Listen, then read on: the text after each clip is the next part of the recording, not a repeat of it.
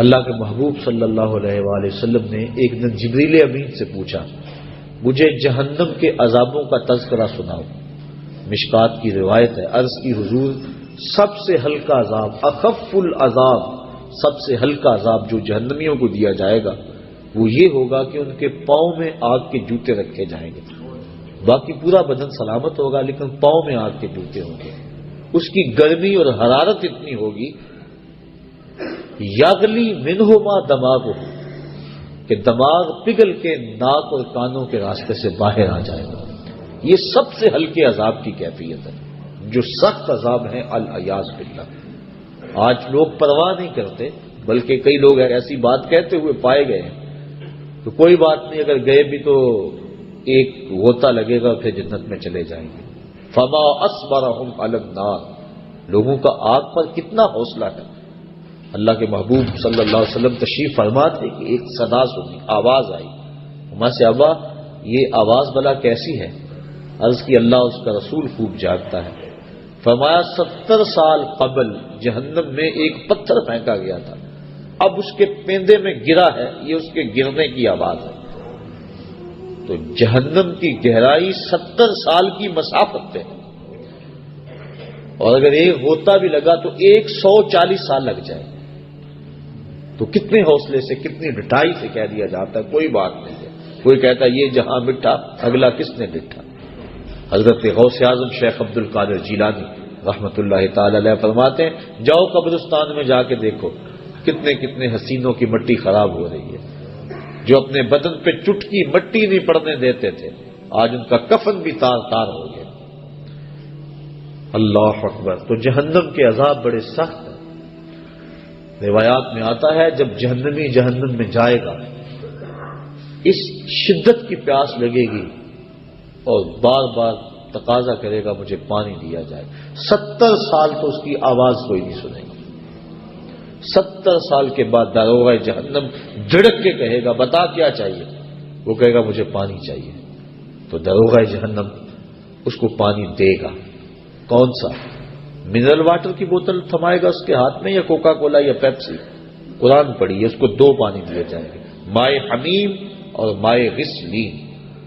مائے حمیم کھولتا ہوا پانی، اور ابن رجب حنبلی لکھتے ہیں وہ اتنا گرم ہوگا جب کٹورے میں رکھ کے اس کو دیا جائے گا اور وہ پینے کے لیے منہ کے قریب بڑھائے گا تو اس کے چہرے کی کھال اس کی بھاپ سے ادڑ کے اس کے اندر گر پڑے گی، اس قدر وہ گرم ہوگا۔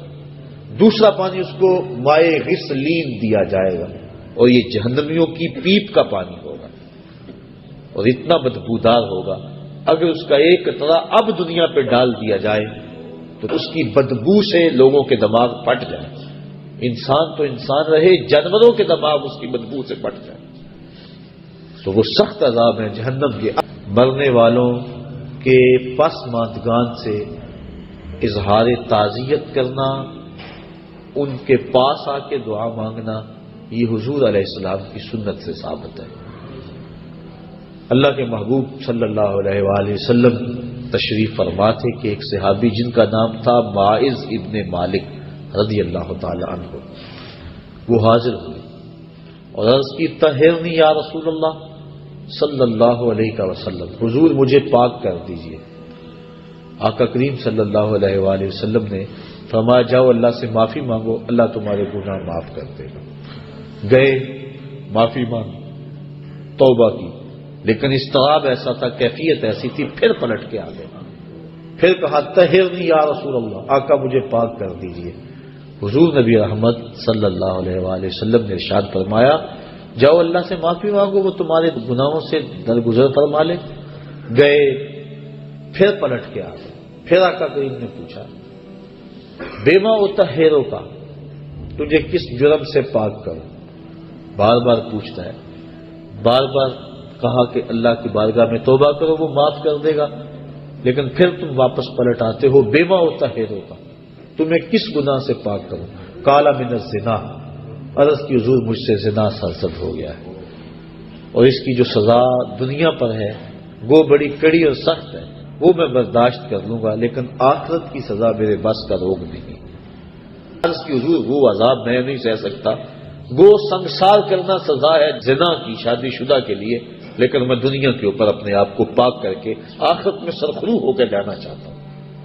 آقا کریم نے فرمایا کہ اس نے شراب تو نہیں پی رکھی کہ نشے میں کہہ رہا ہوں، اسے نہیں پتا اس کی کتنی بڑی سزا ہے جو یہ بات کر رہا ہے۔ ایک صاحب اٹھے، منہ سونگا، عرض کی نہیں حضور ایسی کوئی حالت نہیں ہے۔ پھر پوچھا آقا نے کہ اس کا توازن عقلی تو ٹھیک ہے؟ صحابہ نے عرض کی ہاں حضور صحیح الحواس ہے۔ اتنے میں وہ 4 مرتبہ بار بار اقرار کر چکے کہ حضور میں نے زنا کر لیا اور میں شادی شدہ ہوں۔ آقا کریم نے فرمایا ماعز ابن مالک کو سنگسار کر دیا گیا، سنگسار کر دیا گیا۔ جب ان کو پتھر مارے جا رہے تھے، ایک روایت کے لفظ ہیں کہ حضور مسجد نبوی میں سخت اضطراب میں مبتلا تھے، آنکھوں میں آنسو، کبھی کھڑے ہو جاتے ہیں کبھی بیٹھ جاتے ہیں۔ کسی نے پوچھا بندہ نواز خود ہی تو حکم دیا اور خود ہی رو رہے ہو؟ کہا وہ میرا عدل تھا، یہ میری محبت ہے۔ اب انہیں جب سنگسار کر دیا گیا، حضور ان کا جنازہ پڑھانے کے لیے نکلے۔ کسی نے تحقیرانہ لہجے میں کہا لو ماعز نے زنا کیا تھا، بس آقا کریم کے چہرے پہ سرخیاں دوڑنے لگی، غصے میں آ گئے۔ فرمایا خبردار اگر کسی نے میرے ماعز پہ بات کی، میرے ماعز نے ایسی سچی توبہ کی ہے اگر روئے زمین کے تمام مسلمانوں میں تقسیم کر دی جائے سب کی مغفرت ہو جائے، کہ اس نے اپنے آپ کو حد شرع کے لیے خود پیش کیا ہے۔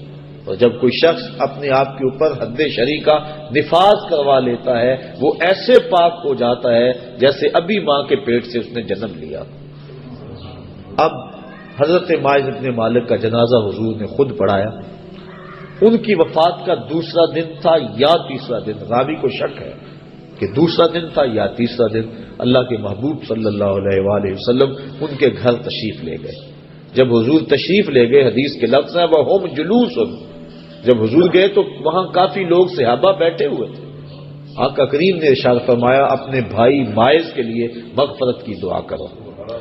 اگر دعا ہی مقصود ہوتی تو وہ گھر بیٹھے بھی ہو سکتی تھی، اگر دعا ہی مقصود تھی تو وہ حجرہ عائشہ میں بھی ہو سکتی تھی، وہ ستون تہجد کے پاس بھی ہو سکتی تھی، وہ مسجد نبوی میں بھی ہو سکتی تھی۔ نماز کے بعد اجتماع میں دعا کی جا سکتی تھی، پھر نماز جنازہ خود دعا ہے۔ پھر آقا کریم یہ بھی فرما چکے ہیں کہ میرے ماعز نے ایسی سچی توبہ کی ہے اگر روئے زمین کے لوگوں کو تقسیم کر دی جائے لکفاہم، ان کے لیے بھی کافی ہو۔ تو پھر حضور ان کے گھر دعا مانگنے کے لیے کیوں گئے؟ تاکہ پسماندگان سے اظہار تعزیت و محبت ہو جائے، اور جس کے گھر میں حضور گئے ہوں گے کوئی دکھڑا رہا ہوگا، وہ کیا کسی نے کہا کہ یہ الگ بات ہے کہ تم آئے ہو تو کوئی نہیں، ورنہ درد تو یہاں ہزار رہتے ہیں۔